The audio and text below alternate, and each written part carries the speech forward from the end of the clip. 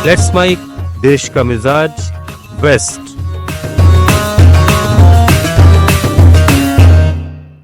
देश का मिजाज, आइए जानते हैं भारत के पश्चिमी राज्यों की आज की खास खबरें। गोवा के मुख्यमंत्री डॉक्टर प्रमोद सावंत ने विधानसभा में कहा कि राज्य में अल्पसंख्यक पूरी तरह सुरक्षित हैं और उन्हें यूसीसी के तहत पूरा संरक्षण प्राप्त है। उन्होंने नेता प्रतिपक्ष यूरी आलेमाओ द्वारा छत्तीसगढ़ में 2 कैथोलिक नन्स की गिरफ्तारी के हवाले से गोवा में ऐसी घटनाओं की आशंकाओं को खारिज किया। सावंत ने कहा कि गोवा में वर्षों से यूसीसी लागू है और यहां कभी भी अल्पसंख्यकों के साथ अन्याय नहीं हुआ।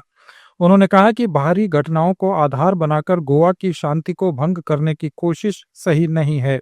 सरकार सांप्रदायिक सौहार्द और सभी नागरिकों की सुरक्षा के लिए प्रतिबद्ध है।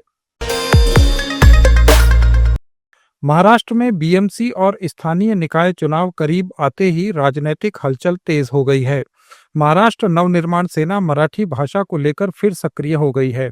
पार्टी प्रमुख राज ठाकरे ने अपने पदाधिकारियों की बैठक में कहा कि मराठी भाषा को पहले समझाइश से फैलाएं, लेकिन अगर कोई विरोध करे या अकड़ दिखाए तो मनसे का पुराना तरीका अपनाने में हिचक ना करें।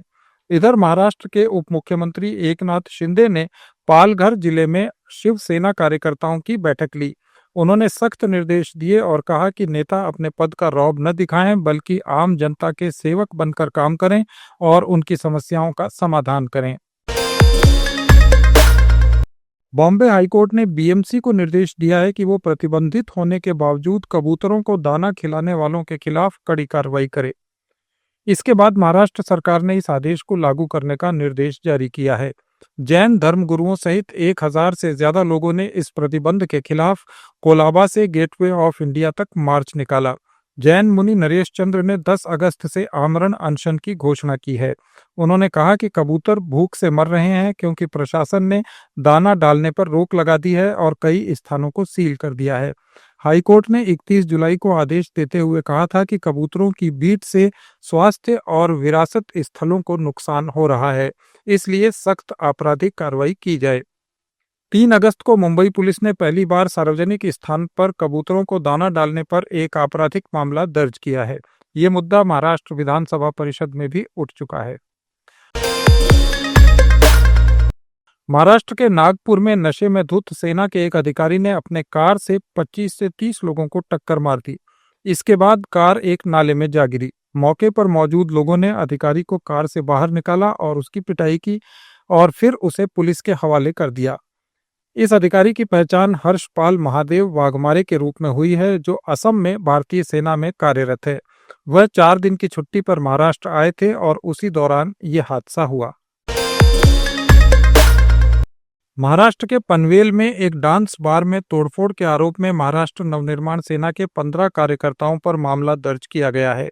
ये घटना पार्टी प्रमुख राज ठाकरे के रायगढ़ में अवैध बार्स पर दिए गए भाषण के कुछ घंटों बाद हुई। मुंबई एयरपोर्ट पर कस्टम विभाग ने एक तस्कर को 15 किलो ड्रग्स के साथ पकड़ा है। इसकी कीमत 14 करोड़ रुपए से ज्यादा बताई गई है। आरोपी ड्रग्स को ऐसे पैकेट में छुपाकर लाया था जिस पर विदेश मंत्रालय का कूटनीतिक पाउच लिखा हुआ था। उसने दावा किया कि यह टॉप सीक्रेट मिशन से जुड़ा कार्गो है। पैकेट पर विदेश मंत्रालय जैसी नकली सील भी लगी थी और ट्रॉली बैग में फर्जी दस्तावेज भी मिले। पुलिस इस मामले की जांच कर रही है।